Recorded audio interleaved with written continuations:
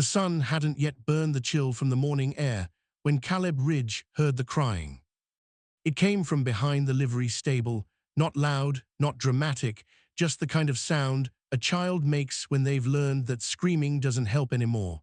A soft, hiccuping whimper, the kind that breaks something in a man if he lets it. Caleb had ridden into Dry Creek an hour before dawn, his saddlebags light, his conscience lighter. He'd planned to water his horse, buy tobacco, and leave before the town woke up enough to ask questions. That was how he moved now, quick, quiet, and alone. But the crying pulled him off course.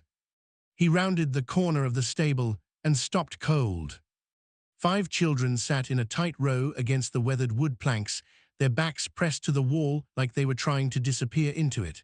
The oldest couldn't have been more than 12. The youngest, a girl with tangled blonde hair and a torn flour-sack dress, looked maybe 4. They were bound. Not with rope, with chains. Thin iron chains looped around their ankles, connecting them one to the other like livestock. Their wrists were free, but their hands clutched each other, fingers locked together so tightly their knuckles had gone white. The oldest boy, dark-haired, hollow-eyed, sat on the left end. He stared straight ahead, jaw clenched, his face carved from stone. The little girl on the right end had her face buried in the shoulder of the child next to her, shaking. A man stood nearby, leaning against a post, chewing tobacco and spitting into the dust. He wore a stained vest and a hat pulled low. His boots were expensive. His smile was not. "They ain't for sale yet, friend," the man said without looking up. "Auction starts at noon." Caleb's throat went dry. "Auction," he repeated slowly. The man grinned. "You deaf? Noon, county clerks handling it legal-like. Orphans, no kin, no claims, work debt from their daddy. State says they gotta be placed." He said the word placed like it tasted good. Caleb's hand drifted toward his belt, then stopped. He forced his breathing to steady. "Placed," Caleb said quietly. "That's right, farmer west of here already put a bid on the 2 older boys. Strong backs, he says. Girl in the middle might go to a boarding house in Tulsa. Little ones," he shrugged. "Somebody'll take 'em, always do." The oldest boy's eyes flicked toward Caleb for just a second. Not pleading, not hopeful, just watching, measuring. Caleb crouched slowly, 5 feet from the children, and let his hat brim shadow his face. He didn't speak, he just looked. The second oldest boy had a bruise across his cheekbone. The girl in the middle, maybe 9, had dirt smeared on her face, but her eyes were sharp, alert. The boy next to her, maybe 7, had his arm wrapped protectively around the smallest girl, who still hadn't looked up. "Where's their father?" Caleb asked. The man spat again. "Dead, owed money to a land office, didn't pay, got himself shot trying to run." He said it like he was describing weather. "And their mother? Gone before that, fever, they say." Caleb's jaw tightened. He rose slowly, turned, and walked 3 steps toward his horse. Then he stopped. He stood there in the dust, his back to the children, his hands loose at his sides. The wind moved through the street, stirring up dry leaves and the smell of manure and old smoke. He thought about riding out. He thought about how easy it would be to keep moving, to let this town and these children fade into the long line of things he'd walked away from. Then he heard it again. The little girl's crying, softer now, almost silent. Caleb turned around. The man with the tobacco looked up, surprised. "I want to see the county clerk," Caleb said. The man laughed. "You got bid money." "I've got money. Noon's the auction, friend. You can't just." "I want to see the clerk now." The man's smile faded. He straightened up, sizing Caleb up properly for the first time. The worn gun belt, the sun-scorched duster, the way Caleb stood like a man who'd already decided something and wouldn't be talked out of it. "Suit yourself," the man muttered. "Office is 2 buildings down, but don't go thinking you can skip the process. This here's legal." Caleb didn't answer. He walked past the man without looking at him, then paused in front of the children. The oldest boy met his eyes. Caleb gave a single, small nod. Then he walked toward the county office. The clerk was a thin man with wire spectacles and ink-stained fingers. His desk was covered in ledgers, deeds, and crumpled receipts. He looked up when Caleb entered, his expression already bored. "Help you?" "The children chained up outside the livery," Caleb said. "I'm buying them." The clerk blinked. "Auctions at noon." "I'm buying them now." The man sighed and pulled a ledger toward him, flipping pages. "Doesn't work that way. Bids have to be public. Legal placement requires." Caleb set a leather pouch on the desk. It landed with a heavy thunk. "The sea." Lurk paused. He glanced at the pouch, then at Caleb. "How much debt?" Caleb asked. "Pardon?" "How much did their father owe?" The clerk hesitated, then ran his finger down a column. $87, plus fees for housing and care of the minors. Total comes to $120. Caleb opened the pouch and counted out bills and coins onto the desk. He moved slowly, deliberately, stacking them in neat piles. $120, he said, and another $50 for the county's trouble. The clerk stared at the money. "I'm taking them today," Caleb said. "Right now, you write it up however you need to, but those chains come off and those kids leave with me." The clerk licked his lips. His eyes darted toward the door, then back to the money. "I'd need a name for the record." "Caleb Ridge." "And your business with them?" "My business," Caleb said quietly, "is getting them out of this town before somebody else decides what they're worth." The clerk swallowed. He pulled a blank form toward him and dipped his pen in ink. "You'll need to sign," he said. Caleb signed. The clerk blotted the paper, folded it, and handed it over along with a brass key. "That's for the chains," he said. "Legal now, they're your responsibility." Caleb took the key and the paper. He didn't say thank you. He just turned and walked out. When he came back around the corner, the man with the tobacco was gone. The children were still there, still chained, still holding hands. Caleb knelt in the dust in front of them and held up the key. "I'm taking these off," he said. The oldest boy stared at him. "Why?" Caleb paused. It was the first word any of them had spoken. "Because they shouldn't be on," Caleb said. He unlocked the chains one by one, working quickly, his hands steady. The iron cuffs fell away into the dirt with soft clinks. The children didn't move. They sat frozen, like they didn't believe it yet. When the last chain was off, Caleb stood and stepped back. "All of you," he said quietly, "come with me." The oldest boy looked at his siblings. The little girl finally lifted her head. Her face was streaked with tears and dust, her eyes red. The boy in the middle whispered, "Where?" "Anywhere but here," Caleb said. The oldest boy stood first. Slowly, his legs shook but he didn't fall. He held out his hand to the girl next to him. She took it. One by one they rose, still holding hands, still linked together, not by chains now, but by choice. Caleb turned and started walking toward his horse.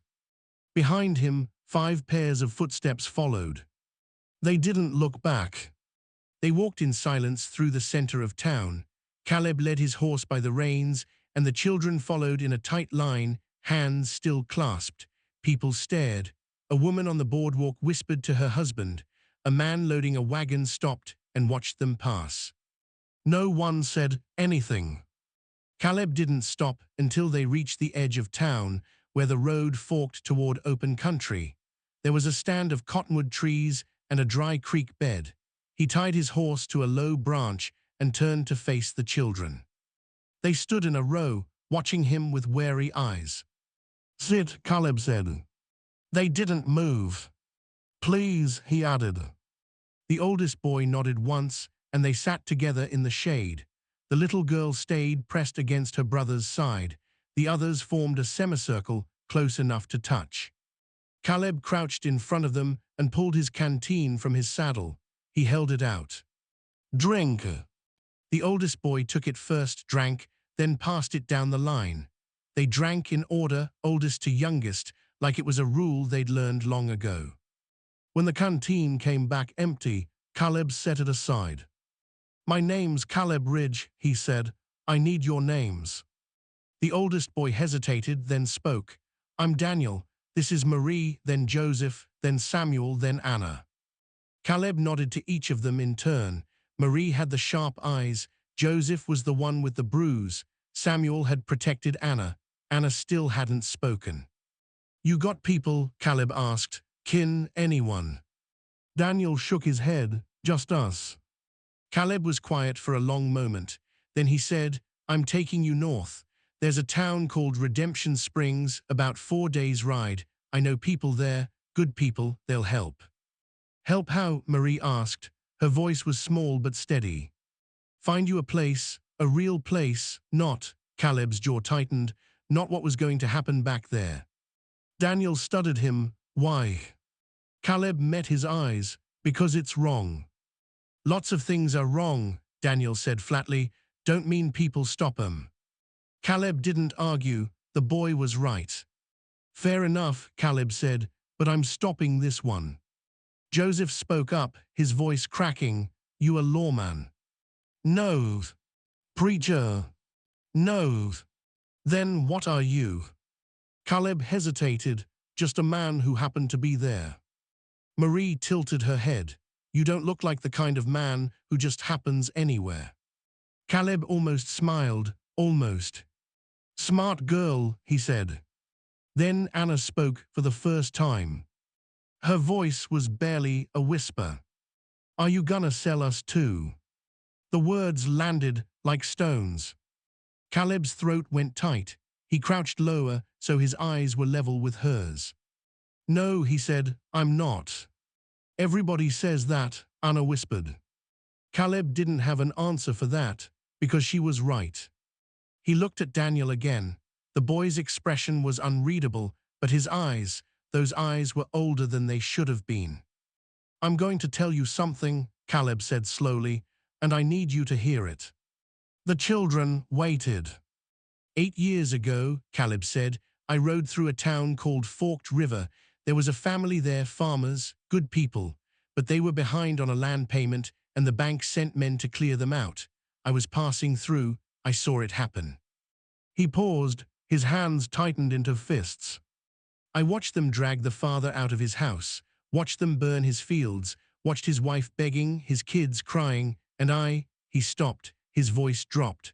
"I rode on, told myself it wasn't my business, told myself there was nothing I could do." The children were silent. "A week later," Caleb continued, "I heard the father hanged himself. His wife took the kids and disappeared. I don't know what happened to them." He looked at Daniel, then at Marie, then at Anna. "I didn't stop it," Caleb said. "I should have, I didn't." Daniel's expression didn't change. "So this is about you feeling better?" Caleb shook his head. "No, this is about me not riding past again." "What was the name?" Marie asked suddenly. Caleb frowned. "What?" "The family, what was their name?" Caleb's chest tightened. "Holloway." Daniel went very still. Marie's eyes widened. Joseph whispered, "That was our mother's family." The air between them seemed to stop moving. Caleb stared at them. "What?" Daniel's voice was hoarse. "Our mother's name was Eliza Holloway. Before she married our father, she used to tell us about her brother, about how the bank took everything, about how her father, how he couldn't finish." Caleb felt the ground tilt under him. "Your mother," he said slowly, "Eliza." Daniel nodded. Caleb's voice cracked. "She had a scar on her wrist, shaped like a crescent." Marie lifted her own wrist. There, faint but visible, was the same scar. "She said it ran in the family," Marie whispered. Caleb couldn't breathe. He'd ridden past the Holloway farm 8 years ago.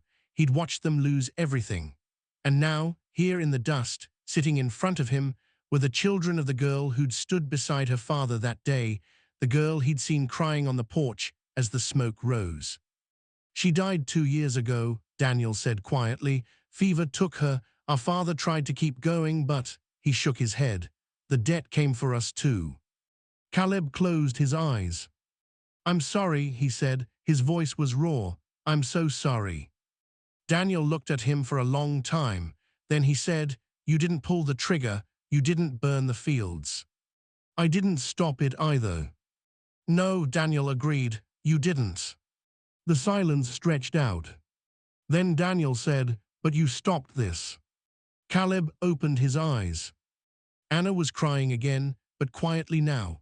Samuel had his arm around her. Marie was staring at Caleb like she was seeing him for the first time. We don't know you, Daniel said, and maybe you got ghosts, but you got us out of those chains. That's more than anyone else did. Caleb nodded slowly. He didn't trust himself to speak. So Daniel said, what now? Caleb stood. He looked north toward the open country. Now we ride, he said. They made camp that night in a shallow ravine, sheltered from the wind by rock and scrub brush. Caleb built a small fire and rationed out hardtack and jerky. The children ate in silence, then curled together under the single blanket Caleb had in his pack.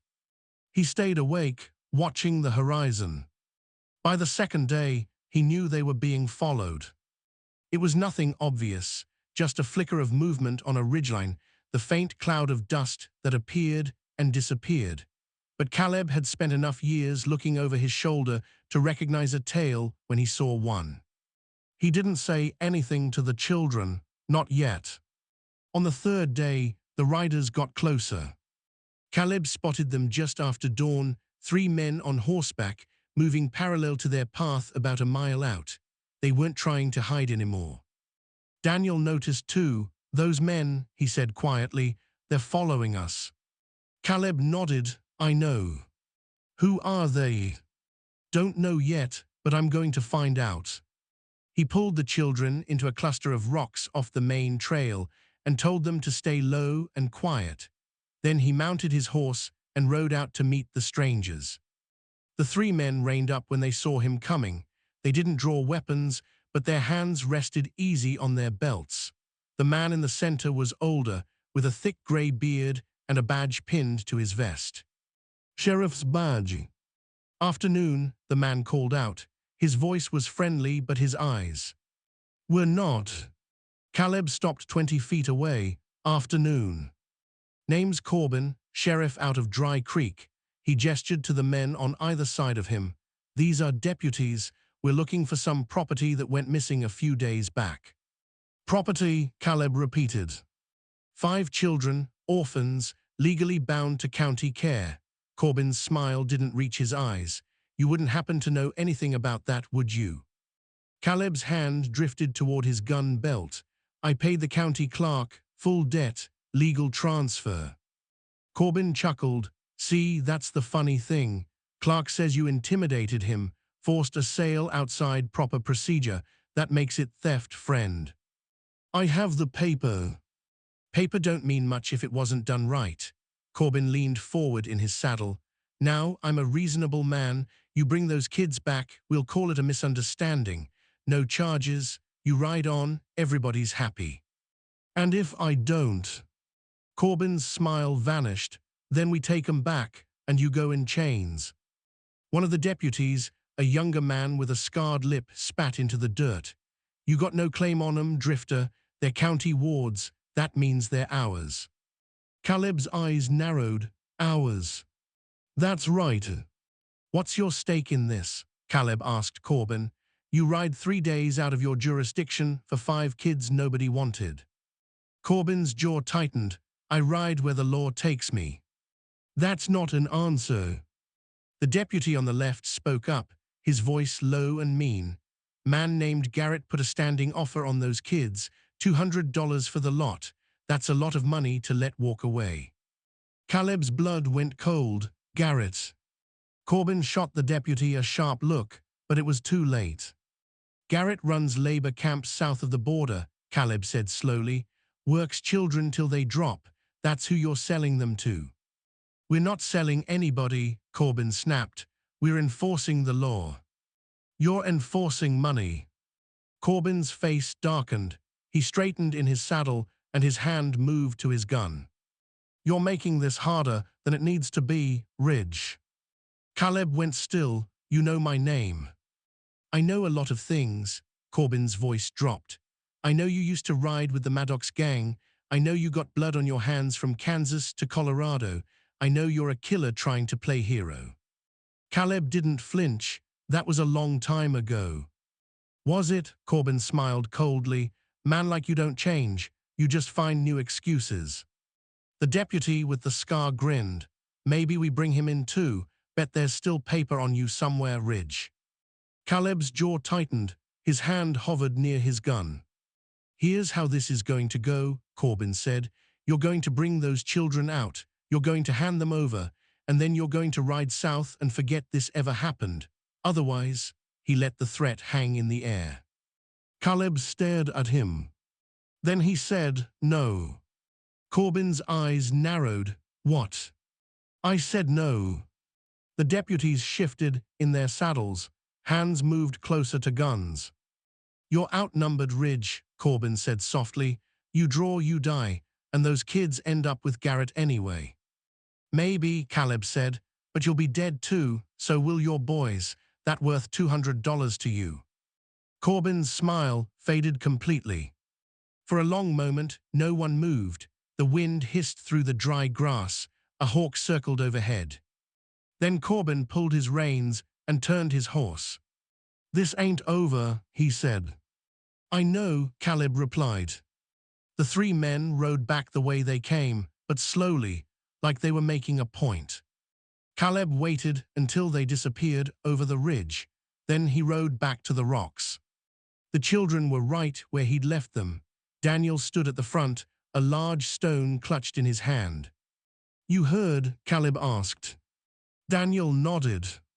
They'll be back, Caleb said. Tonight, probably, with more men. What do we do? Marie whispered. Caleb looked at them. 5 faces, 5 sets of eyes, all watching him. We run, he said. They rode hard through the afternoon, pushing north along a narrow trail that cut through red rock and sparse pine. Caleb kept the children close, his eyes constantly scanning the ridges behind them. By nightfall, they reached an abandoned line shack, half collapsed, but enough to shelter them from the cold. Caleb checked the perimeter, then ushered the children inside. There was no fire, too risky. They sat together in the dark, sharing the last of the jerky and a canteen of water. Anna had finally stopped crying, but she stayed pressed against Samuel's side. Joseph's bruise had darkened into a deep purple. Marie watched Caleb with sharp, calculating eyes. Daniel sat closest to the door, like he was ready to run. You should leave us, Daniel said suddenly. Caleb looked at him. What? You heard the sheriff. They want you too. You take us any further, you're going to end up dead or locked up. Daniel's voice was flat. We're not worth that. Yes, you are, Caleb said. You don't even know us. I know enough. Marie spoke up, Our voice quiet but firm.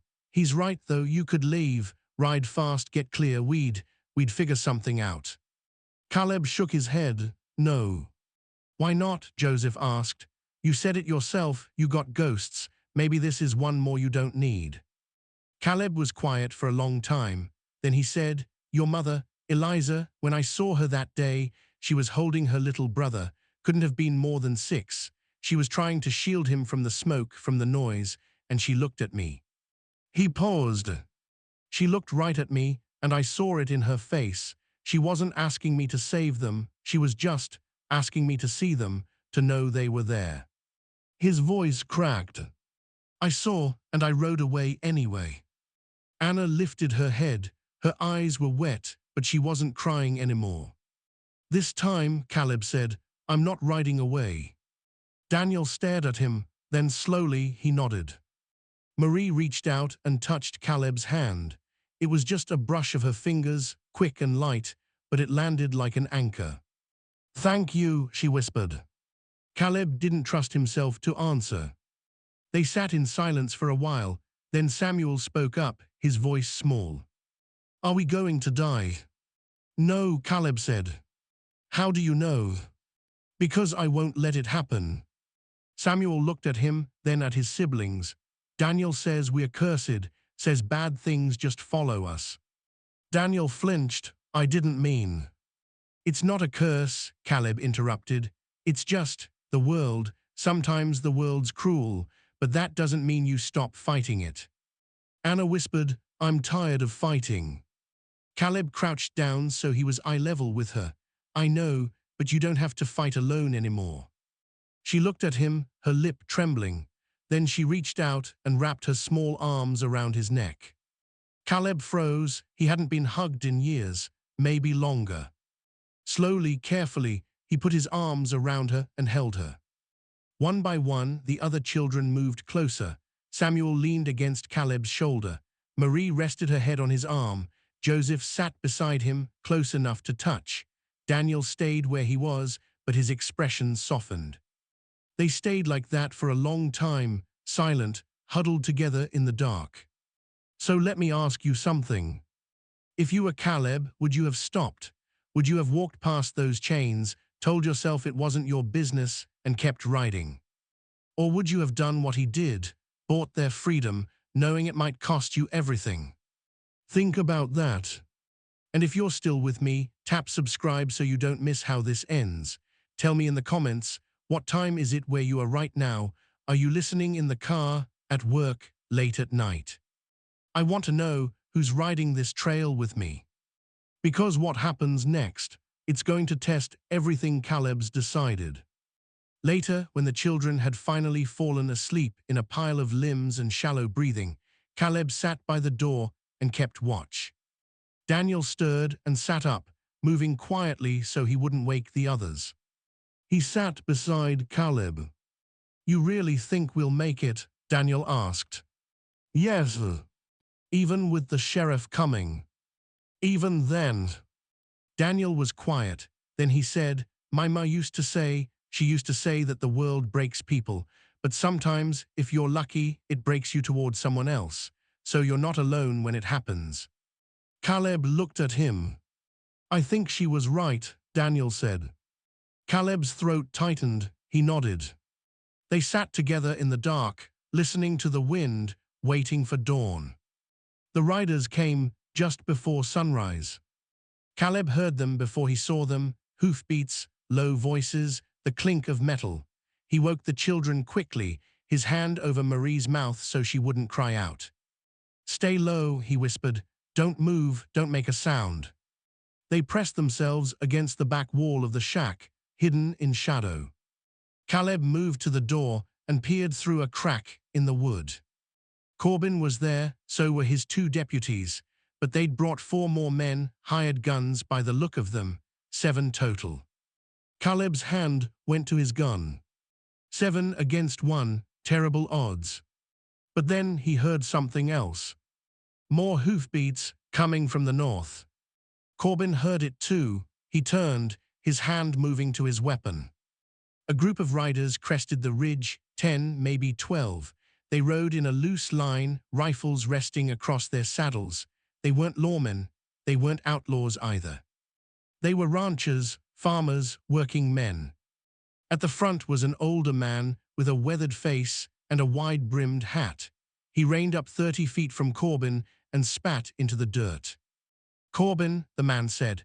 His voice was gravelly, worn smooth by years of wind and sun.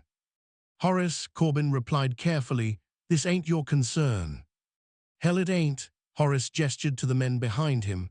We heard you were chasing a man and some kids, heard you were planning to drag 'em back to Dry Creek. That true? Corbin's jaw tightened. This is legal business. Legal, Horace snorted. You mean you're fixing to sell those kids to Gar? TT. One of the deputies started to speak, but Corbin silenced him with a look. Where'd you hear that? Corbin asked. Word travels. Horace shifted in his saddle. Garrett's got a reputation, so do you, Corbin, and I'm thinking maybe it's time someone reminded you that laws only work when decent people let 'em. Corbin's face darkened. You threatening me, Horace? Nope, just making an observation. Horace nodded toward the shack. That man in there, Ridge, he bought those kids fair, paid the debt, got the paper, That makes it legal far as I'm concerned. He forced the sale. Clark didn't say that till you leaned on him, one of the other ranchers interrupted. We checked. Corbin's hand moved toward his gun. Horace didn't move, neither did the men behind him, but 12 rifles shifted slightly, just enough to catch the morning light. You really want to do this, Corbin? Horace asked quietly. You really want to draw on us over 5 kids and a bounty? Corbin stared at him. His deputies looked nervous now. The hired guns exchanged glances. We outnumber you, Corbin said. Maybe, Horace agreed, but you'll die first, and so will half your boys. That worth it. The silence stretched out, long and brittle. Then Corbin pulled his reins and turned his horse. This ain't over, he said. Yeah, it is, Horace replied. You ride back to Dry Creek, you stay there. You come north again, we'll be waiting. Corbin's face twisted with rage, but he didn't draw. He spurred his horse and rode south, his men following. The hired guns hesitated, then followed too. When they were gone, Horace dismounted and walked toward the shack. Caleb stepped out, his hand still on his gun. You Ridge? Horace asked. I am. Horace looked him up and down. Heard about you, heard you used to run with bad men. I did. You still bad. Caleb glanced back at the shack, where 5 pairs of eyes watched through the cracks. Not today, he said. Horace grunted, good enough. He gestured to his men. We're out of Redemption Springs, heard you were headed our way, figured we'd ride out and make sure you got there. Caleb stared at him. Why? Horace shrugged, because somebody should have done it 8 years ago. Caleb's chest tightened. He didn't ask how Horace knew, he just nodded. Thank you, Caleb said quietly. Don't thank me, thank the widow Morris, she's the one who sent us. Horace smiled faintly. She's got a big house and a soft heart. She'll take the kids, raise 'em right. Caleb looked back at the shack. The children had come out now, standing in a tight group, holding hands. They stay together? Caleb asked. They stay together, Horace confirmed. That's the deal. Caleb exhaled slowly. He walked over to the children and knelt down. You heard? He asked. Daniel nodded. We're going to Redemption Springs. You're going to be safe, Caleb said, all of you. Anna reached out and took his hand. Are you coming? Caleb hesitated. He looked at Horace, who was watching quietly. I'll get you there, Caleb said. I promise. It took 2 more days to reach Redemption Springs. The widow Morris met them at the edge of town, a tall woman with kind eyes and strong hands. She took one look at the children and opened her arms. They hesitated, then Anna stepped forward first, then Samuel, then Joseph, Marie, and finally Daniel. She held them all. Caleb stood back, watching. Horace walked up beside him. You staying? Caleb shook his head. Got things to settle. Ghost? Yeah. Horace nodded. Well, you ever get tired of running from 'em, you know where to find us. Caleb almost smiled. I'll remember that. He turned to leave, but Daniel called out. Caleb. He stopped. Daniel walked over, his siblings trailing behind him. Thank you, Daniel said. His voice was steady now, stronger. Caleb nodded. Take care of them. I will. Marie stepped forward and hugged him, then Joseph, then Samuel, then Anna, who held on the longest. When they finally let go, Caleb mounted his horse. He rode out of town slowly, looking back once. The 5 children stood in a line, holding hands, watching him go. They didn't wave, they just stood there together. Caleb turned north and rode toward the horizon. Years later, people in Redemption Springs would still tell the story of the drifter who bought 5 children out of chains and brought them home. The widow Morris raised them well. Daniel became a teacher, Marie a nurse, Joseph a blacksmith, Samuel a carpenter, Anna a writer. They stayed close, they never forgot. And once a year, on the anniversary of the day they were freed, they would ride out to the edge of town and leave 5 stones in a pile by the road. A marker, a memory, a reminder that sometimes, when the world breaks people, it breaks them toward each other. And that's enough. Caleb Ridge never came back, but his name was carved into the wood above the widow Morris's door, alongside the 5 names of the children he saved. Some say he's still riding, some say he found peace. But in Redemption Springs, they say he found something better. He found forgiveness.